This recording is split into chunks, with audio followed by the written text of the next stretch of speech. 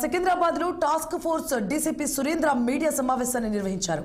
Visa గడువు ముగిసినప్పటికీ ఇండియాలోనే ఉన్న 4 విదేశీయులను హెచ్న్యూ పోలీసులు గుర్తించారని, ఇందులో 2 నైజీరియన్లు, 1 టాంజానియా, మరొకరు సూడాన్ దేశస్థులుగా గుర్తించినట్లు తెలిపారు. ఆయన జాతీయ భద్రతా నేపథ్యంలో వారి దేశాలకు పంపించడానికి ఏర్పాట్లు చేశామని పేర్కొన్నారు.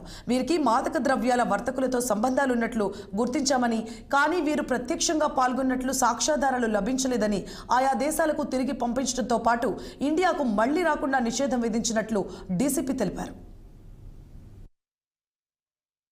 దాంట్లో ఉన్నారు, డ్రగ్ పెడ్లింగ్ లో చేస్తున్నారని.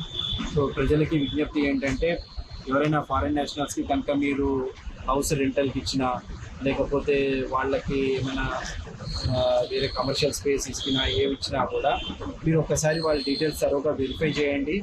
అండ్ వాళ్ళ పాస్పోర్ట్, వీసాస్ కూడా మీరు తీసుకోండి. అవి కొంచెం ఎఫ్ఆర్ఆర్ ఆఫీస్ తోటి క్రాస్ వెరిఫై చేసుకోండి, దట్ అవి వ్యాలిడా కాదా అని చెప్పారు. చాలామంది ఇట్లా వీసాలు, పాస్పోర్ట్ ఎక్స్పైర్ అయిపోయి ఉంటున్నాయి. సో వాళ్ళు వేరియస్ వాటిపైన ఇనిషియల్గా వస్తున్నారు, కానీ తర్వాత కంటిన్యూ అవ్వట్లేదు, వాటిని రెన్యూ చేయట్లేదు, ఎక్స్పైర్ అయిపోయి ఓవర్ స్టేయింగ్లో ఉంటున్నారు చాలా ఏళ్ళ తరబడి.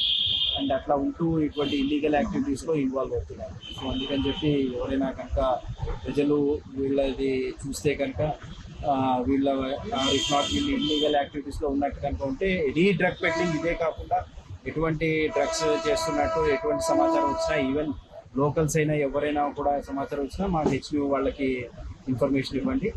అండ్ అట్లని ఫారిన్ నేషనల్స్ వాళ్ళదైతే తరోగా హౌస్ రెంట్ ఇచ్చేటప్పుడు కానీ, ఆఫీస్ స్పేస్ లాగా ఇచ్చేటప్పుడు కానీ ఏవైనా కూడా కంపల్సరీ 2 to 3 times వెరిఫై చేయండి, క్రాస్ చెక్ చేసుకోండి.